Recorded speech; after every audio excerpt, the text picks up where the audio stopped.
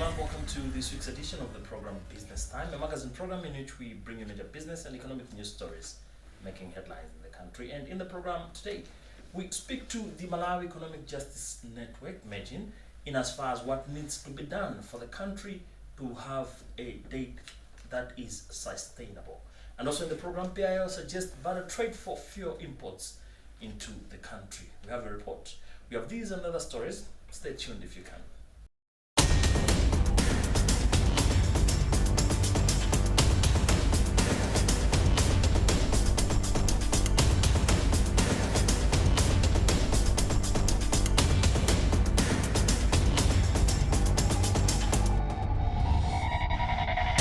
Welcome. This is Business Time, a magazine program in which we bring you major business and economic news stories making headlines in the country.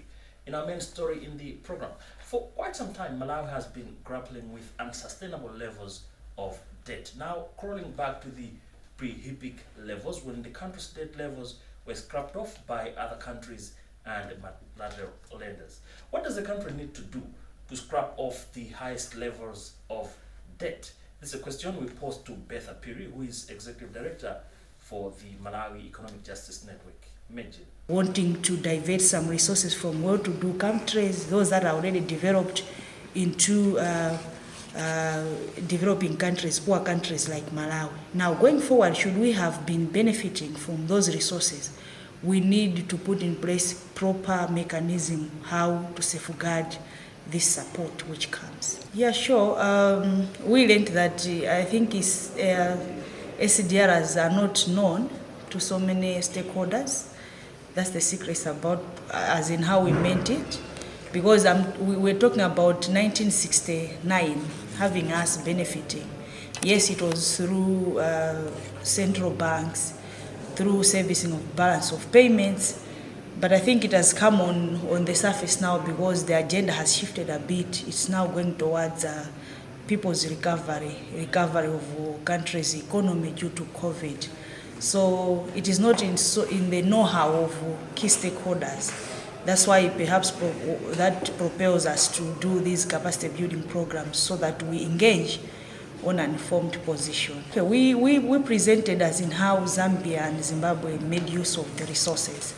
It cushioned their debt levels by servicing their debt, by putting it into forex reserves, but also, on the other hand, that would be another aspect that Malawi would borrow on, particularly that we owe countries, we owe central banks, a lot of multilateral donors and bilateral donors. We would have at least made use of the servicing of the debt. Seeing as debt is also a big elephant, even presented by the minister himself. So we felt investing into debt servicing, that would have been a good idea. You ably saw that Zambia and Zimbabwe used these SDRs in cushioning its reserves, forex reserves. Now in Malawi, we are crying hard that forex is not all that good.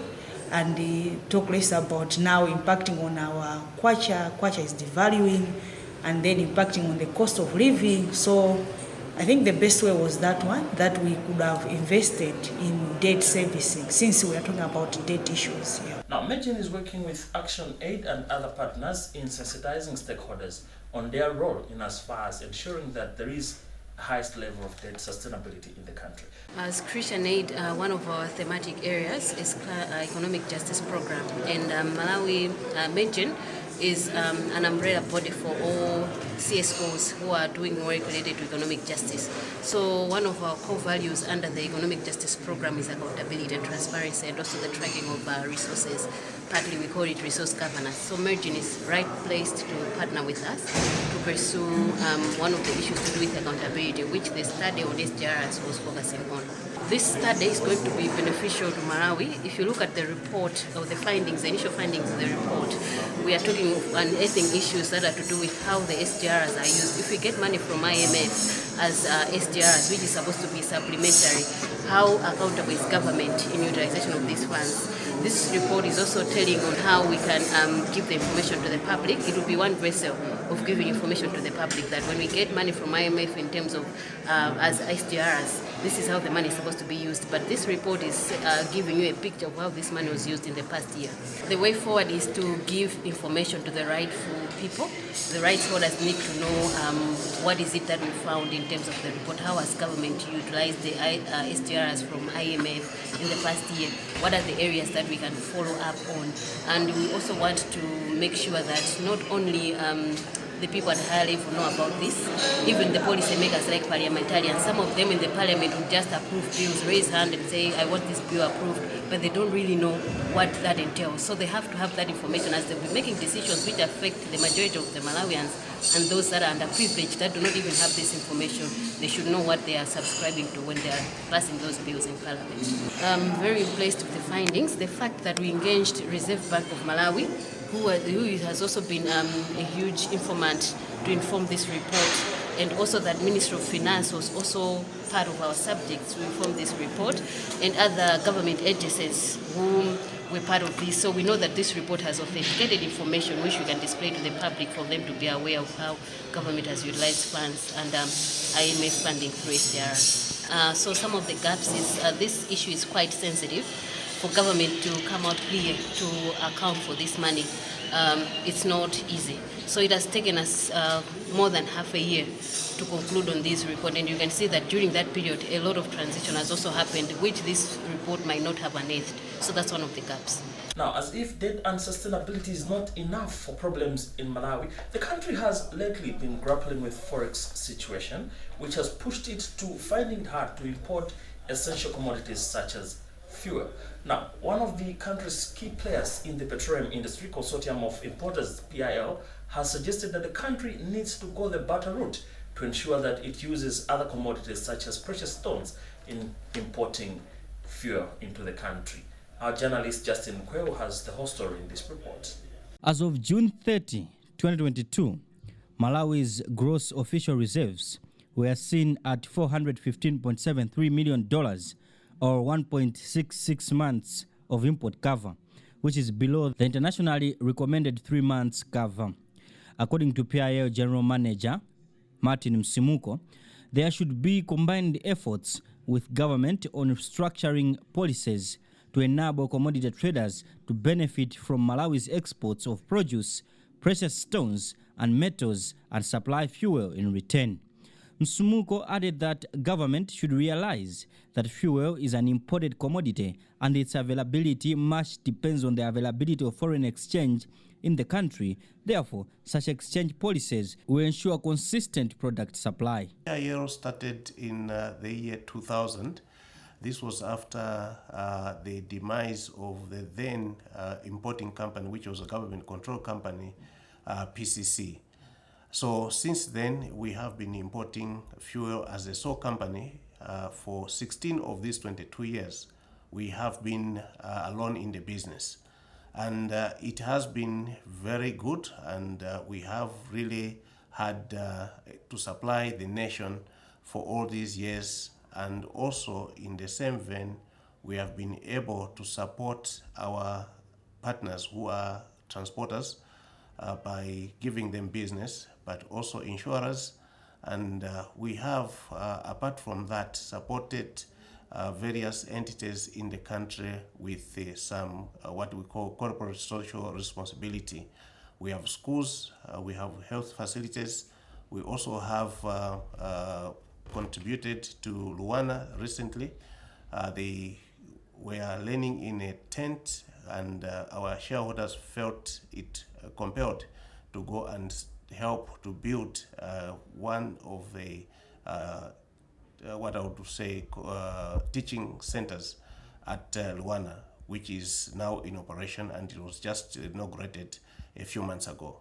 I think the most important thing that comes into mind, we're talking about fuel, is it is a product that is not available locally in Malawi. We have to import. Now, to import this product, we need foreign exchange. So we as PIL, we feel we should have had made some deals beforehand with government, especially in relation to whatever exports come from Malawi to outside. We should have made deals with some suppliers then so that they are able to give us fuel in return. We believe if we did that, we would have secured the inflows of fuel into the country without necessarily having to have shortages on the market, as we have seen in the past, and we can see now that foreign exchange plays a very important part in terms of availability of fuel.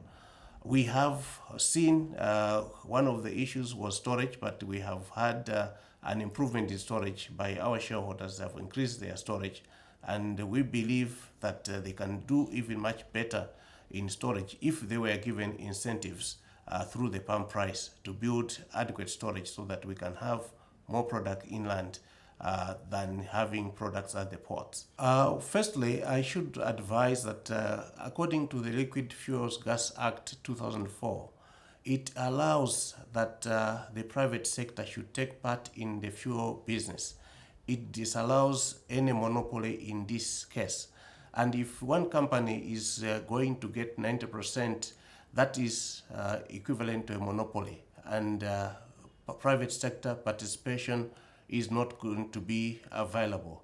We believe as a private sector, we have a role to play in the country, and as such, if they are going to give us 10% only as our market share, that will be tantamount to saying close shop as PIL and all the importers, which means it will be now only government importing, which we believe is not the right direction that we should be taking in this era where there is liberalization in the market, and also it will not support the intention of the framers of the Liquid Fuels Gas Act then. On the current status of fuel, Msimuko said the consortium has managed to source adequate financing of over $70 million through local commercial banks. We expect that we are going to continue to be more professional. We are owned by private sector companies, which are Total, Vivo, Puma, Petroda.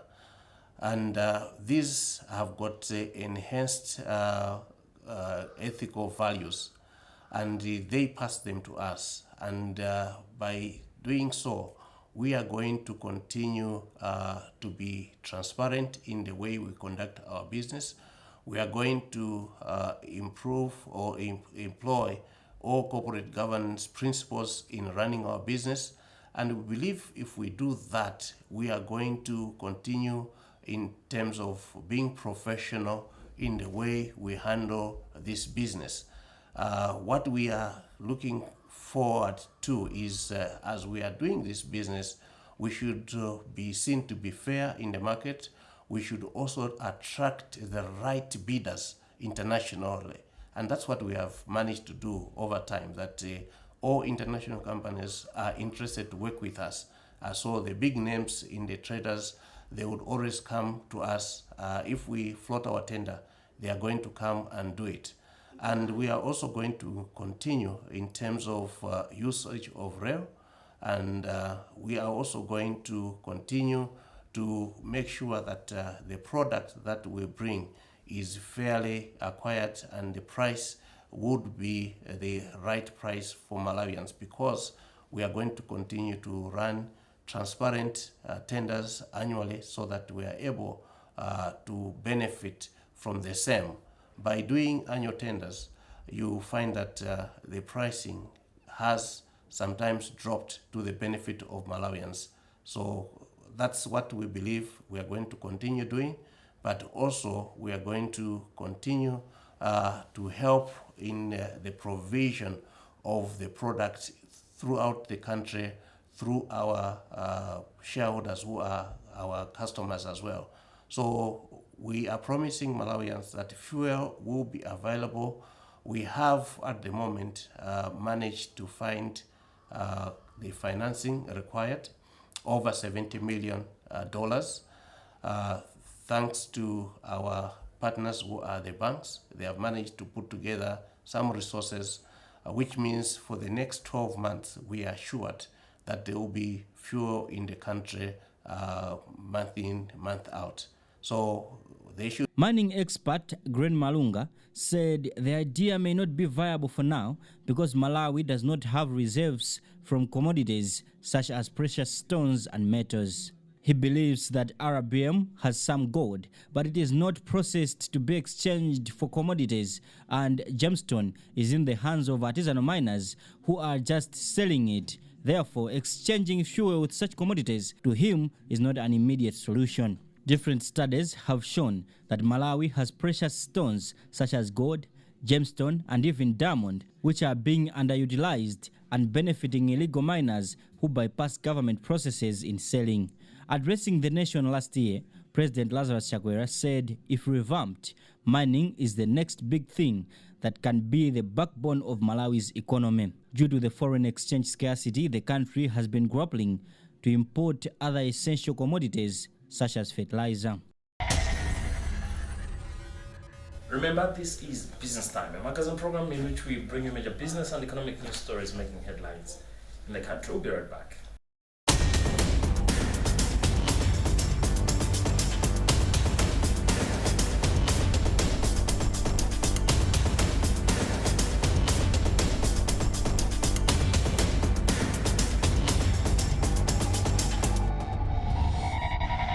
Welcome back. This is Business Time, a magazine program in which we bring you major business and economic news stories making headlines in the country. And moving on with the program, about 8 firms are tapping into a 400 million kwacha grant into their projects that would see them be resilient in the coming months.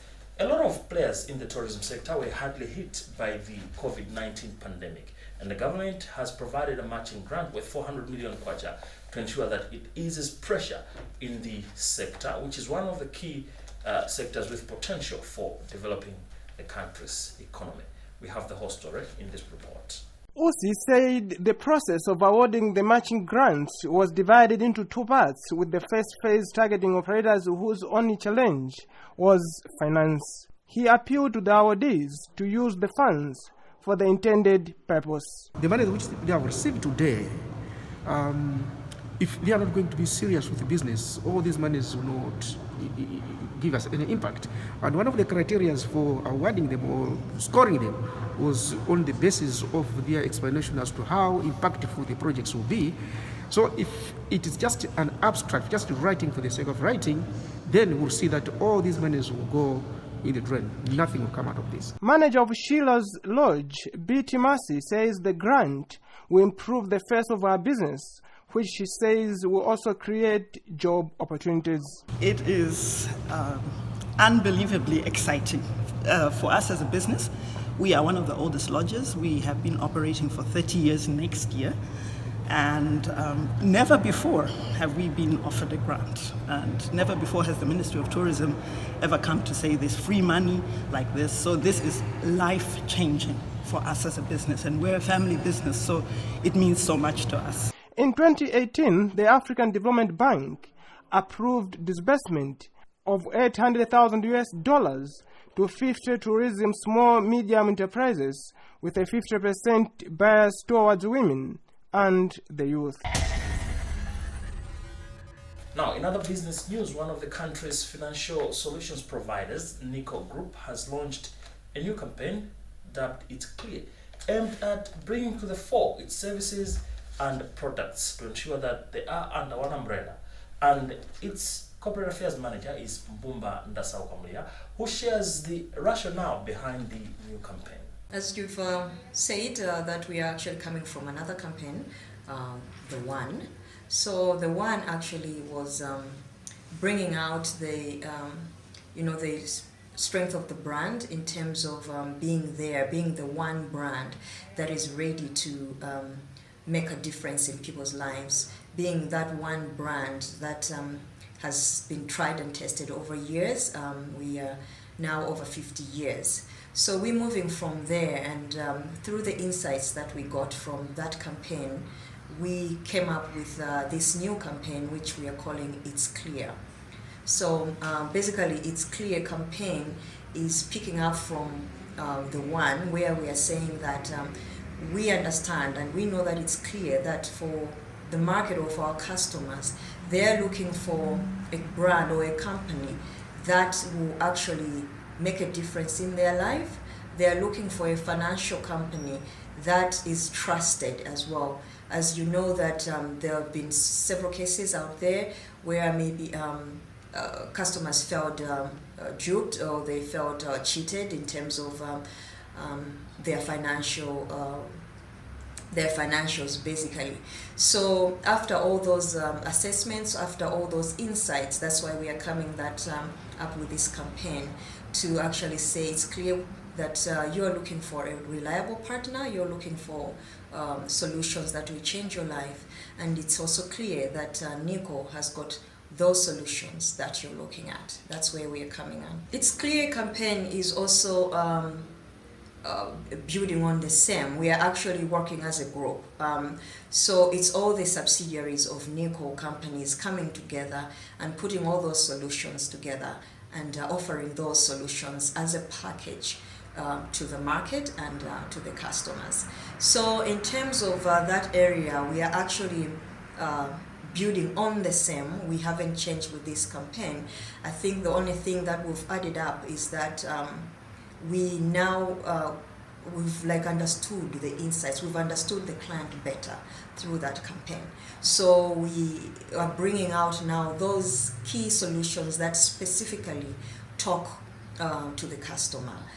The one was more broader, but this time it's like we're narrowing down to that customer everywhere else in that village, and at that corner, in that house, telling them that, okay, we understand what you're looking for, and it's clear that that is indeed something important in your life, and it's clear that Nico will be there for you, and we are there as Nico to clean that mirror for them. We've used the mirror as our focal point in this campaign because we believe that everyone else, I believe even today, when you are coming here or when we got up this morning, we all decided, okay, let me check myself in the mirror. And you probably cleaned that mirror, because you felt like, okay, my vision is not good. You cleaned it up, maybe it had mist and all that. So what we are saying is Nico is actually that partner that will get closer to you, to clean that mirror for you so that you see yourself in the future, and will also help you achieve that future. What we want to do is our customers to know that they've got that potential to achieve what they've always dreamed for, and we want to be that partner that will take them through that journey. Well, with that interview, we've also come to the end of today's edition of the program Business Time. It is a magazine program in which we bring you major business and economic news stories making headlines in the country. On behalf of the entire production team, my name is William Mwembe. Always remember, if it doesn't make money, then it does not make sense. Stay safe and bye for now.